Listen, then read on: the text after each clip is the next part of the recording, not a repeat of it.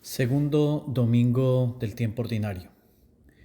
Hoy la liturgia nos invita a reflexionar sobre el texto de las bodas de Caná. Y es importante aclarar que los estudios bíblicos de los últimos 30 años han ido demostrando que los textos bíblicos fueron construidos con mucho cuidado, con mucha delicadeza espiritual y teológica, y que se demoraron muchos años para ser construidos. Por eso es necesario llegar a desmenuzar cada una de las partes de los textos, sobre todo los que tienen que ver con el Evangelio de San Juan, para poder entender su simbolismo.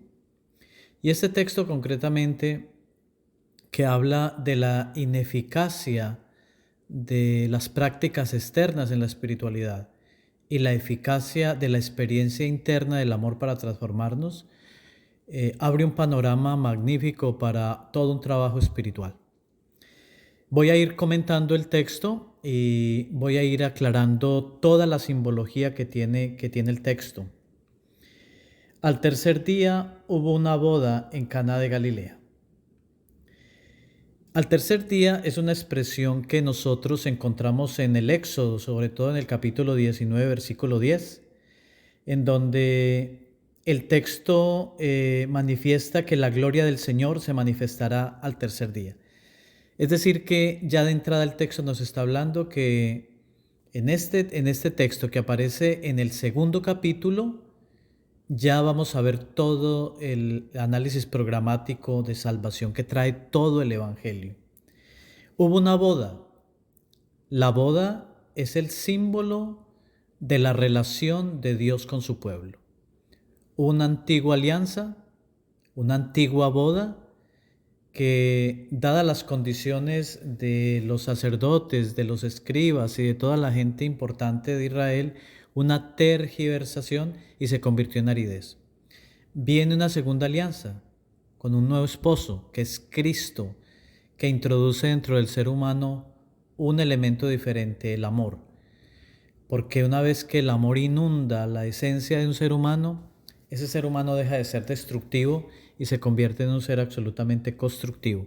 Por eso la palabra Caná, que aparece en esta frase, significa adquirir. La humanidad, con la presencia de Cristo, ha adquirido una nueva manera de ser, una nueva manera de entenderse, una nueva manera de experimentar la experiencia de Dios. Y estaba allí la madre de Jesús. Miren que en este texto es muy importante aclarar que no se habla de María propiamente como esa mamá de Cristo, sino que el mismo Jesús se refiere a ella con la palabra mujer. Cosa muy extraña en la cultura judía, porque nunca un hijo se refiere a su mamá con la palabra mujer. Lo que significa que María en este relato está representando a ese Israel que viene de la antigüedad, pero que ha permanecido fiel. Es ese pequeño resto que ha permanecido fiel a la antigua tradición, que parte de esa alianza de Dios con los hombres en el Sinaí. Y fue invitado Jesús también con sus discípulos a la boda. Es decir, que hay una presencia de Cristo en este nuevo escenario, porque una vez que Cristo se encarna en la historia de la humanidad, se convierte en el centro de la historia humana, y por eso es el centro de esta boda, porque es la nueva relación de los hombres con Dios. Faltó el vino y la madre de Jesús se dirigió a él. No tienen vino. Recordemos que en el Cantar de los Cantares, capítulo 1, verso 2, el vino representa el amor conyugal, el amor entre un hombre y una mujer.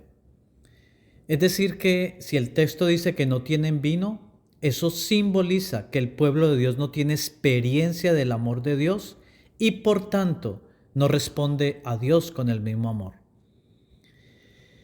Es muy importante este simbolismo porque el vino tiene esa característica con el tiempo, que la relación con el tiempo es el símbolo de la eternidad. El vino, cada vez que pasa más el tiempo, se consolida más, se vuelve en un símbolo de eternidad. Por eso simboliza el amor, porque el amor entre más auténtico es, más eterno y más duración tiene.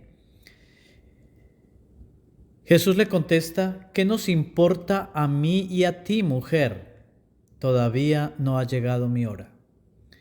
Aquí hay un juego de palabras bastante interesante que tiene que ver con ese término hora, porque el momento de la hora en el Evangelio de Juan significa la expresión máxima del amor de Dios por los hombres que se da en la cruz. Es decir, ese no va a ser el momento culmen de la exposición del amor de Dios por los hombres, sino que esa exposición se va a dar en la cruz. Por eso dice: mujer, todavía no ha llegado mi hora. Y su madre le dice a los sirvientes: cualquier cosa que él les diga, háganla. Y esto es el eco. Cuando Juan estaba escribiendo este evangelio, estoy seguro que ahí en su escritorio, por decirlo de alguna manera, estaban los textos del Antiguo Testamento, en donde cuando el pueblo hace la alianza con Dios en el Sinaí: haremos todo lo que Él nos diga. Son las mismas palabras que la madre de Jesús le dice a los sirvientes. Y aquí viene el centro de todo el relato. Estaban allí colocadas 6 tinajas de piedra destinadas a la purificación de los judíos. El 6 significa la incompletud, la imperfección. Eran tinajas de piedra. Y aquí lo que el evangelista nos quiere mostrar es la relación que tienen estas tinajas y el 6 con la ley del Sinaí, que fue grabada en piedra y que estaba destinada esta agua para la purificación. Este es un momento muy importante del texto porque nos muestra todo el deterioro que hubo en la comprensión del mensaje de Dios en la antigüedad, y esto se convirtió para los dirigentes religiosos del pueblo judío en una manera de manipular a la gente, haciéndola sentir indigna, con culpa, haciéndolos sentir que no valían, porque eran personas impuras. Y por eso cosas tan humanas como la menstruación o el parto ya hacían que una persona fuese considerada impura, cosas tan humanas como estas. Por eso la gente constantemente tenía que utilizar el agua para lavarse, para purificarse, y por eso el texto dice que estaban destinadas allí para la purificación. Pero como muestra el mismo texto, esas tinajas estaban vacías, es decir, era una religión totalmente vacía. Y el obstáculo para la experiencia del amor de Dios y el éxito de la alianza era para ellos la ley, pero Cristo viene a mostrar que no es la ley, que el verdadero motivo y la verdadera fuerza de purificación es el amor. Por eso esta ley creaba el sentimiento de indignidad en el hombre, de que no servía para nada y que no podía tener una relación directa con su Dios. Jesús les dice: llenen las tinajas de agua. Y las llenaron hasta arriba. Es decir, que Cristo es el único que puede purificar el corazón humano. No son los rituales, ni las religiosidades, ni las prescripciones de una ley ya abstracta, sino que es Cristo que representa el amor precisamente en su obra, que es la cruz, donde da todo el amor que puede llegar a purificar. Y entonces les mandó: saquen ahora esto y llévenlo al maestro, al maestresala. Y ellos se lo llevaron. Y el maestresala es el que representa precisamente a toda esta gente, a todos estos líderes religiosos del pueblo de Israel, que lo único que habían hecho era tergiversar la ley para manipular al pueblo, llenándolo con culpa, indignidad y miedo. Y él le dice: al probar el maestresala el agua convertida en vino, sin saber de dónde venía, los sirvientes sí sabían, pues habían sacado agua de él. Llama al novio y le dice: todo el mundo sirve primero el vino de calidad, y cuando la gente está bebida bebe el peor. Tú, el vino de calidad, lo has tenido guardado hasta ahora. Jesús viene a traer ese vino de calidad, no esas migajas que los dirigentes judíos le daban al pueblo para manipularlo. Jesús viene con un vino de calidad que es su espíritu, su fuerza, destinada a la transformación del pueblo de Dios. Entonces, el texto termina diciendo: esto hizo Jesús en Caná de Galilea como principio de las señales, manifestó su gloria y sus discípulos le dieron adhesión. Manifestar la gloria significa manifestar el amor en su mayor dimensión, en su parte más exclusiva, más auténtica.